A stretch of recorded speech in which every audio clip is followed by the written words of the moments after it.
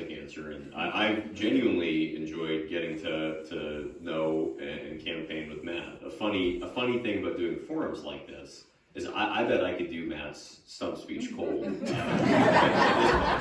it is you realize truly as you're running that I mean, I don't know, we probably disagree on 5-10% of stuff, maybe, and on the rest, just questions around the edges about implementation.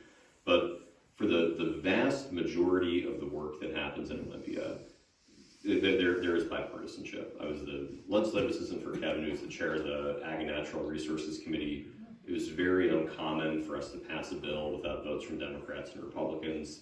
It's very uncommon for bills to pass, well, not very uncommon, but the majority of the bills that pass off the floor have support from Democrats and Republicans.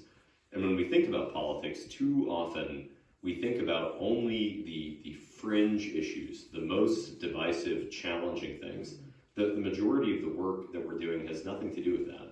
Whether or not the types of funding that we get for parks, the types of resiliency dollars that come our way, career and technical education, these aren't partisan issues. These are issues of implementation. And I like the framework of responsibility here. I think it's both our responsibility as elected officials not to sink into rhetoric that demonizes the other side.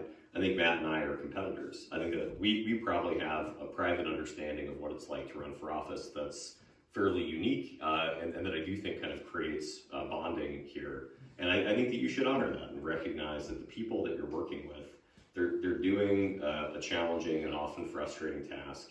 And you should respect that they want what's best for the community, even if sometimes the way they approach that's a bit different than the way you would approach it. And I think that there's also an obligation that the public has to take a step back from some of this divisive rhetoric, to turn away from the soap opera that is the media coverage of national politics, and try to turn locally where we actually can make progress. Thank you.